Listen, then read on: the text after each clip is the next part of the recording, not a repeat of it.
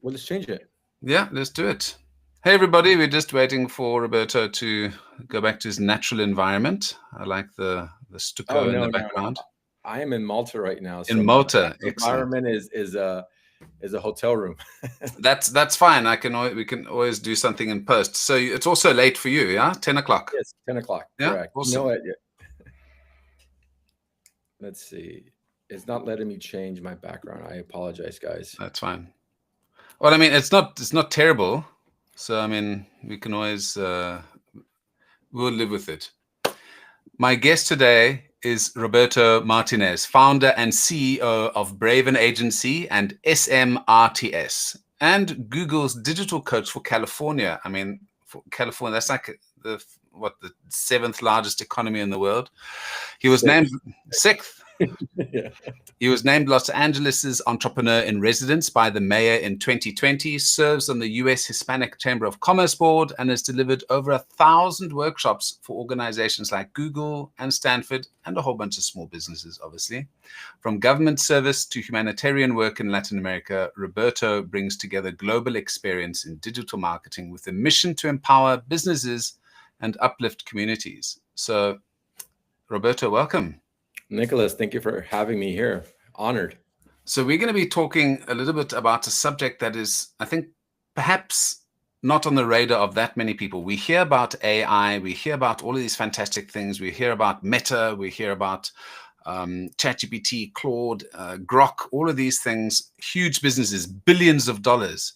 But is that ever going to filter down to the little people who are actually the mom and pop stores or smaller businesses? And how are they able to not be at the back of the bus when we talk about AI? So we're going to talk a little bit about that today. But first, my first question for you is, Roberto Martinez, how easy is it to get your name on the top of Google searches? Well, I am a very famous soccer coach for Europe. I train. No, no, no.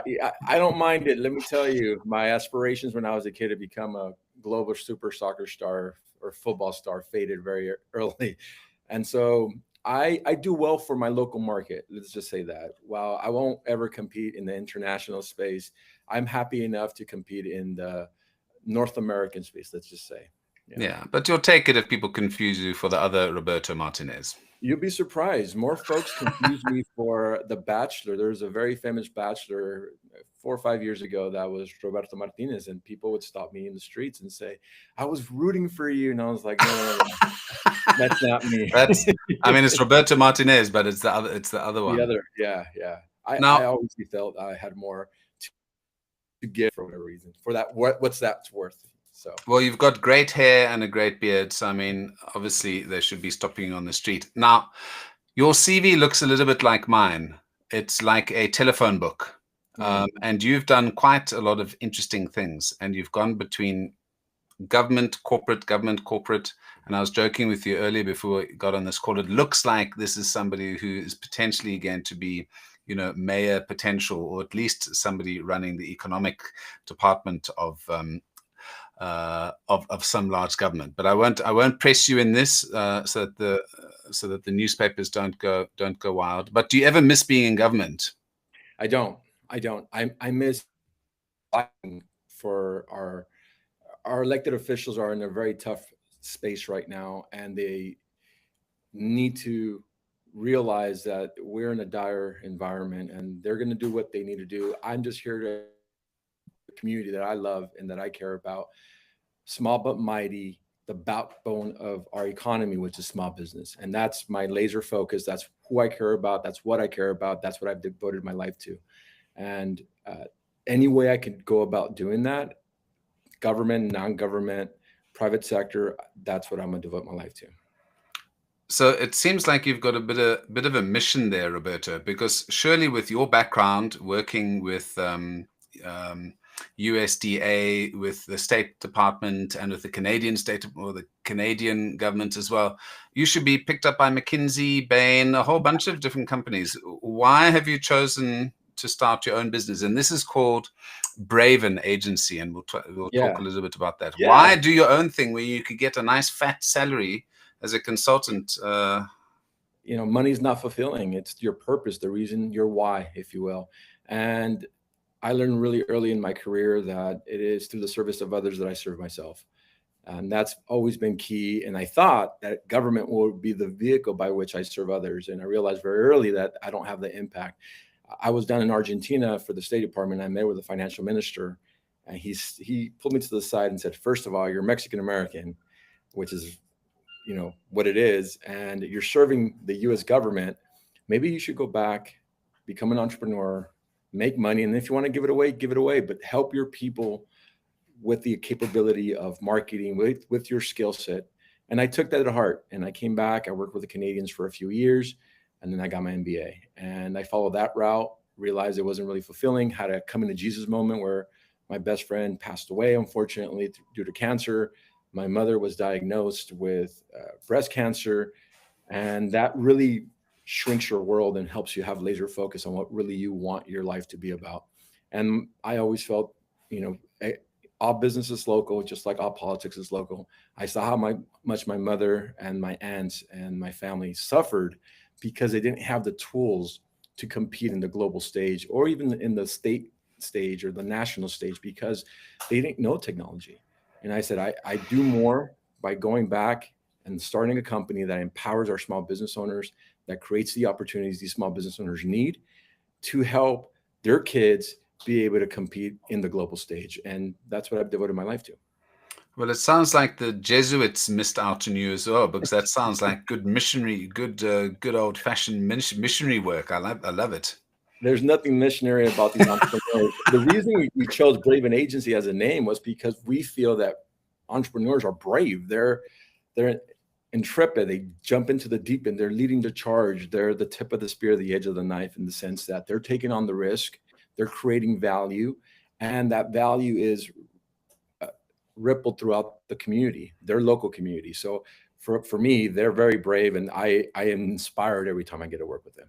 That's excellent. Well, I mean, you might not know it, but there are actually some similarities between our backgrounds. I didn't work for the U.S. State Department or any of those departments, but I worked for Interbrand, which is the world's best brand agency, and Yes. they are the ones that built some of the world's biggest and best brands.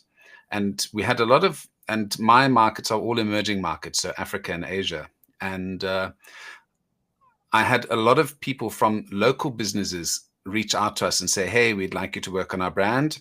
And then the $1 million, $2 million proposal came their way, and they said, okay, thank you. And coming from Africa myself, I wanted to help grow local brands and local businesses to compete against the international businesses like Unilever, Procter & Gamble, and the big US and European agencies, which is why I started Wunderbrand, which was to help. And our motto is to build emerging market brands, and that's what we've done for the last 12 years. So we've worked on some marvelous local businesses who couldn't afford international brand agencies, but with my skills in that, having worked with these different agencies and businesses, I was able to bring some of that knowledge back to Africa, back to Asia, and help grow some wonderful brands. So I'm totally aligned with your thinking.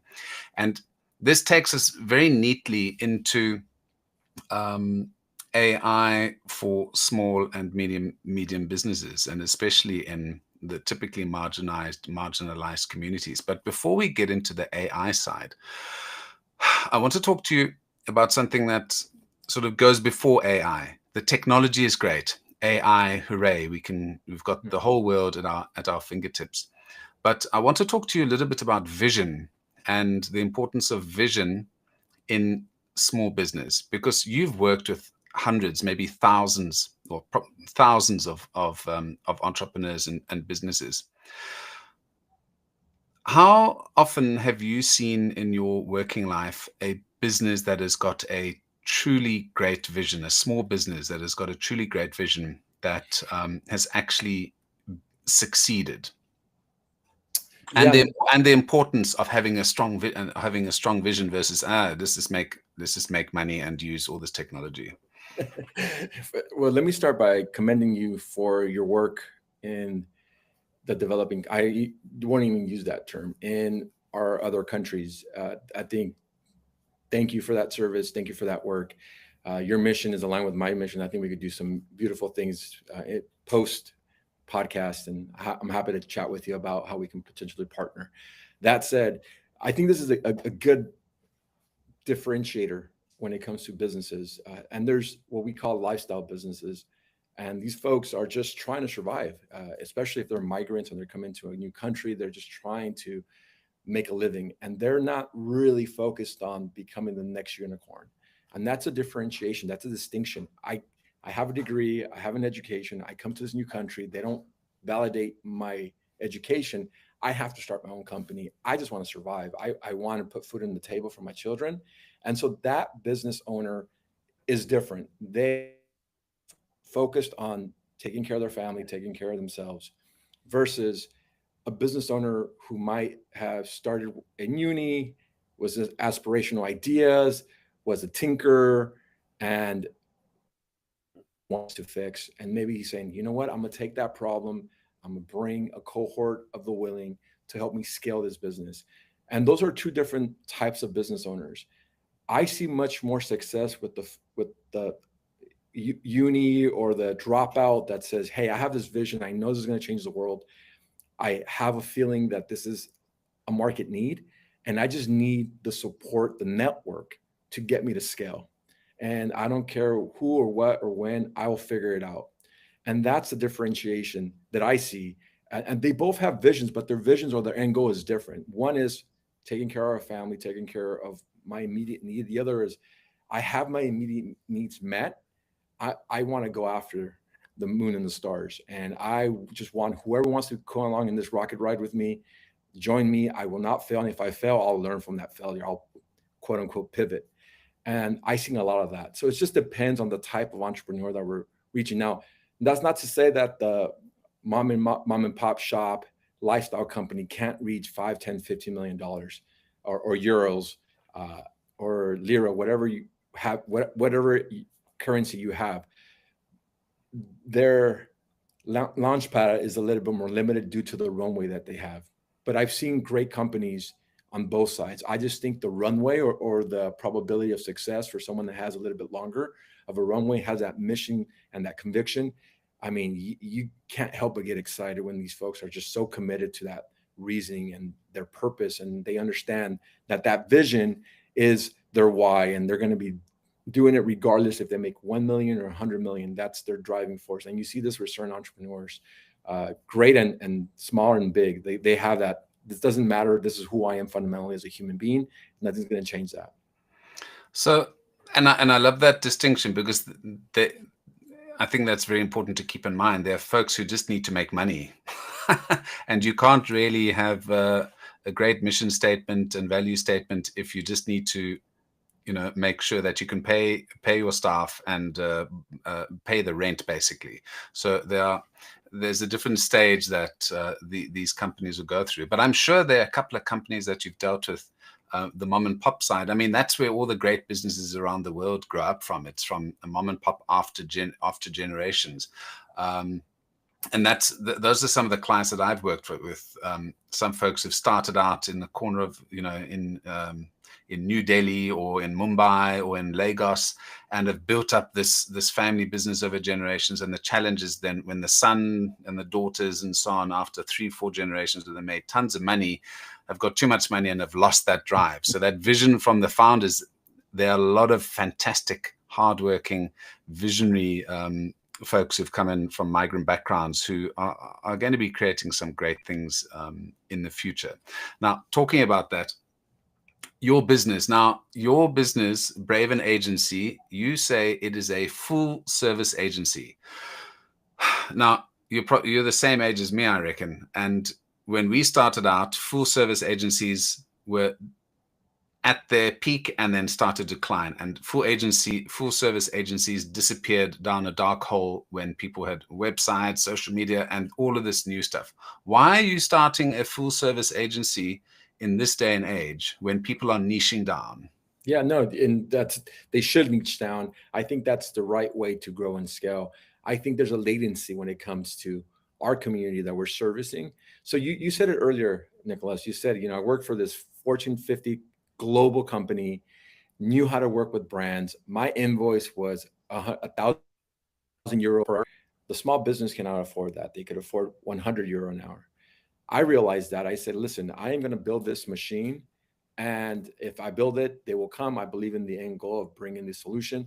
And what ended up happening from our agency is that we found a coalition of the willing of other tech companies coming in and saying, hey, we support your mission. Let's create programming to help these entrepreneurs grow and scale, these small mom and pop shops.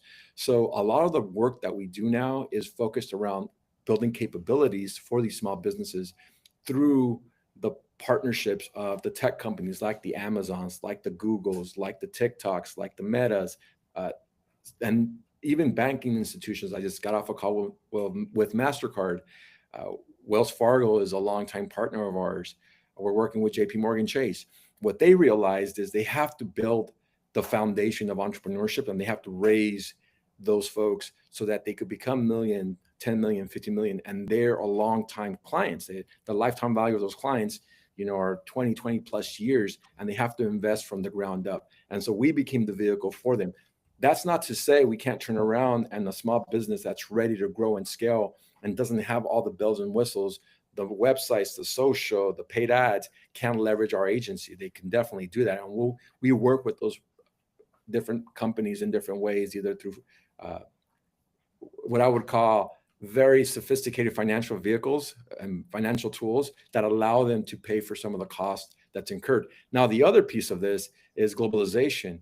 And we could get into that and what that means. But within our space, you're in our space, everything was pushed out, right? The labor pool was pushed out because of globalization. So now the cost for creating something that used to cost 15,000, 20,000 has dropped to a couple thousand. And that allows us to bring these technologies and these solutions to a larger pool of small business owners that don't have to pay the premium pricing that the Coca-Colas can pay, that the other larger brands can pay.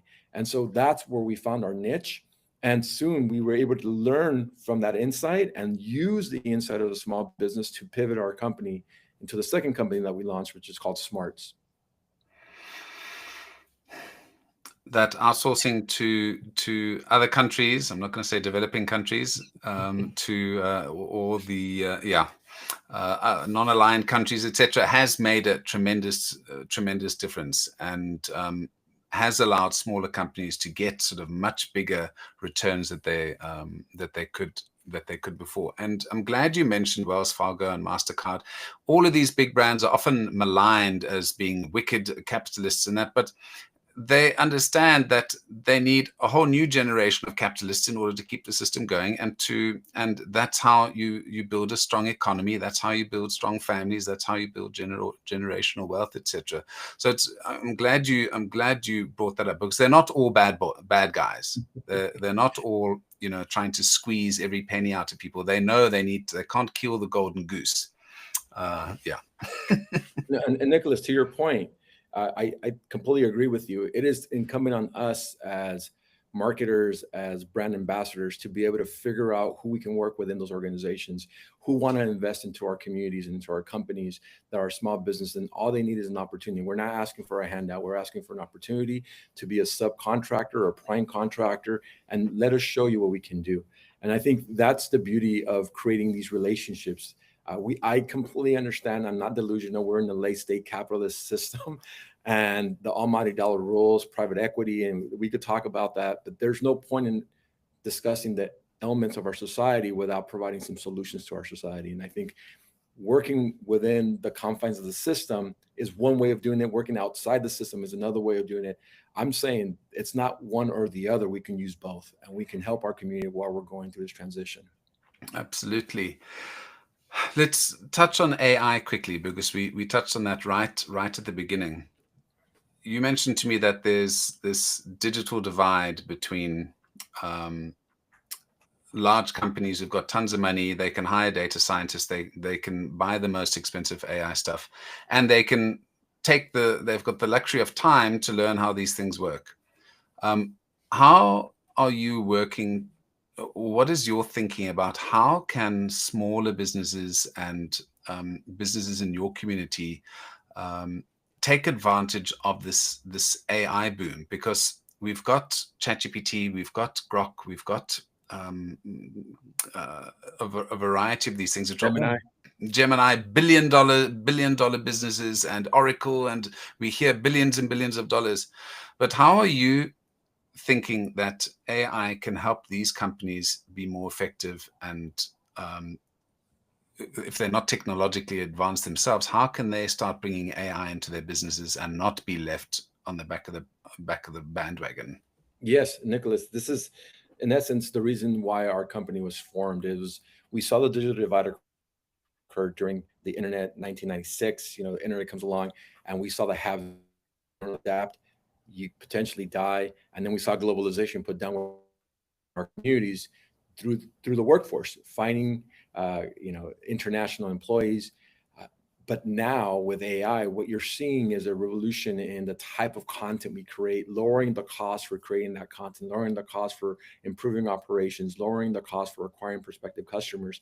And that's open to all. Leverage that with the talent pool of a global talent pool that you can now pay a software developer, an engineer that, it used to be, easily, some markets still pay this $180,000, $250,000 a salary, down to $50 an hour.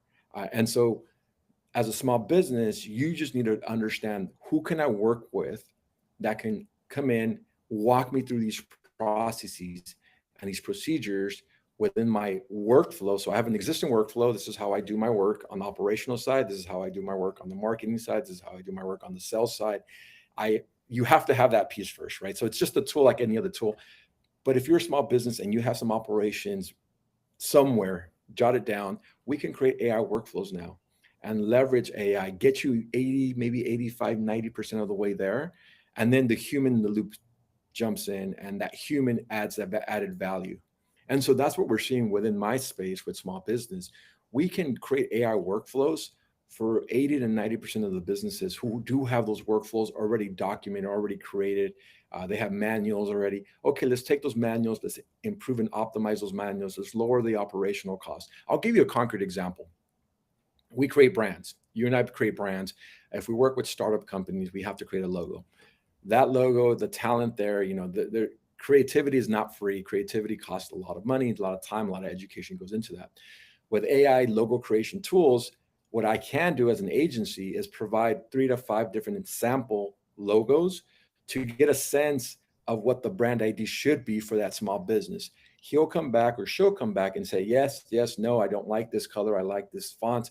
And then take that, narrow it down to 2, and then turn it over to our talent, to our highly talented, 15 years in the market, understands how to create amazing brands. And they'll take that insight and shrink the delivery of that logo. That used to take us anywhere from 15 to 20 hours, maybe 25 hours. Now we're getting down to 5 to 10 hours.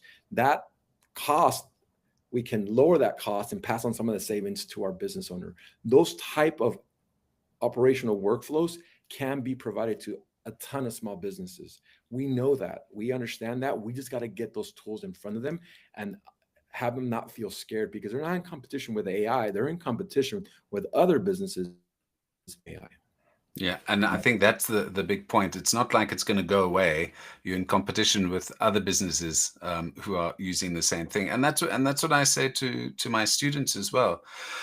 AI, I talk about BC before ChatGPT when it comes to marketing and business. I mean, I've been lecturing at a university in Norway for this is my 4th cohort now, and from the first year to now, the changes have been outrageous. And I'm trying to think, how can I maintain the employability of my digital marketing students, because that's what I'm teaching. And these young students coming out of college and university are going to have such a leg up in terms of, if they've trained up in AI processes, what's available. So just understanding what's available to those who've been in the industry for 20 years. There's a flip side to that, which we can get to in another chat. But the potential of these young students, if they don't get onto AI right now and know how to prompt, know what's available for them, they're going to be, who's going to want them? So and the same thing with these smaller businesses. If you don't if you don't know what's out there, your competition, you're going to suffer and struggle. So I think it's very important work that you do. And let's just talk about, imagine I'm a small business, and I know this AI thing's out there, but I'm not technologically advanced. I'm not up to date with everything because I'm trying to pay salaries, I'm trying to pay bills.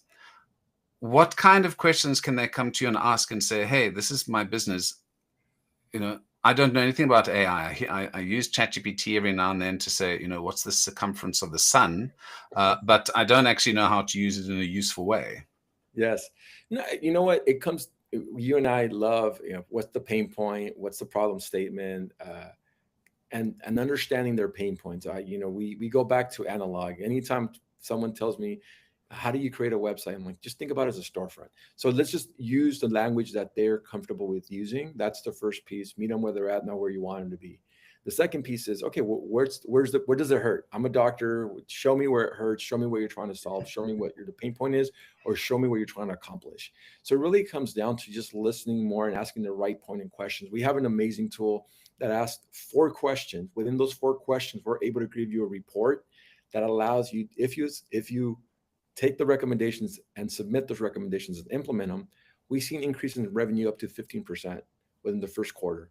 And so it's just asking the right question, understanding their industry and sector, and being able to use that information when it comes to prompt engineering. And then when you do prompt chaining is another big one, that you have to keep having this dialogue with the AI tool, understanding how to structure those prompts correctly. And then it all goes back to the problem statement, figuring out what that problem statement is. Once you do that simple activity, we have an amazing class right now with Grow with Google, the program that I'm part of.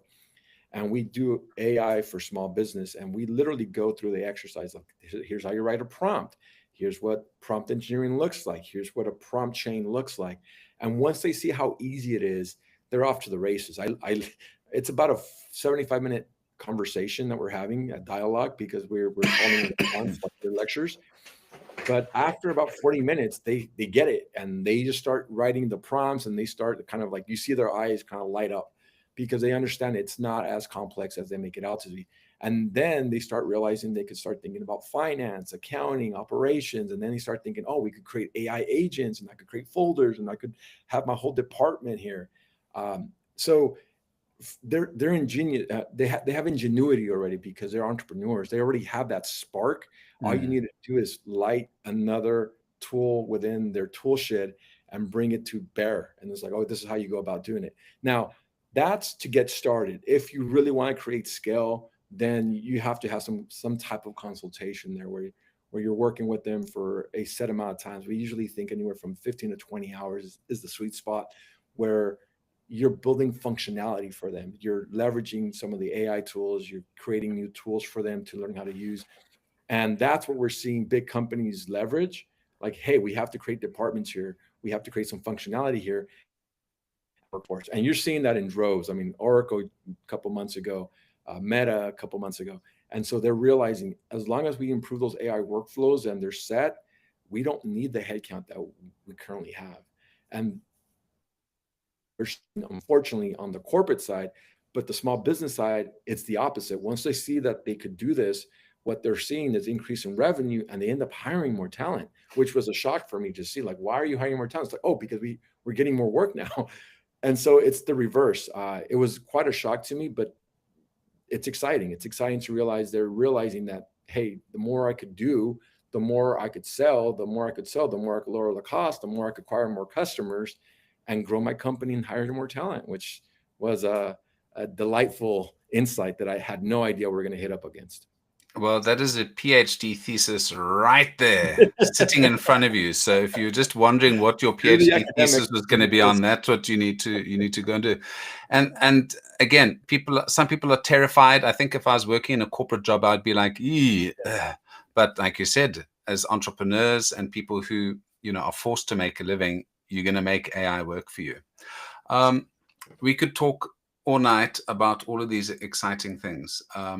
But I'd like to send people to your website and to your LinkedIn so that they can find out more about you, find out about these great talks. And I have to give a shout out to Gemini. I've always been mean to them because it was very awful when I first started using it, but now I'm using it quite a lot, and especially Nano Banana. I love that Oh, thing. wow. It is Amazing. my favorite thing. So That is thank my jam. you Google for getting your act together.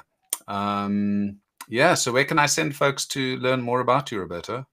Feel free to reach out at Robert at Braven Agency. Feel free to go to our website, smart.co, bravenagency.com. Follow me on LinkedIn. I'm always doing amazing events. I'm always active. I'm very, I wouldn't say I'm a digital nomad, but I do travel quite a bit. I'm probably on the road maybe 4 months out of the year, 5 months out of the year. So if you ever want to do a workshop, meet and greet, meeting of the minds, I'm open to any and all. And if I can't help you, I'll find someone that can. Amazing. Well, I hope to see you in Oslo real soon. Nicholas, that was we're asking Malta or Oslo, and Malta won out. So next time. Great. Well, you have a great evening in Malta, and enjoy the weather the last couple of days of summer. Yes. Thank you so much. Thank you for having us.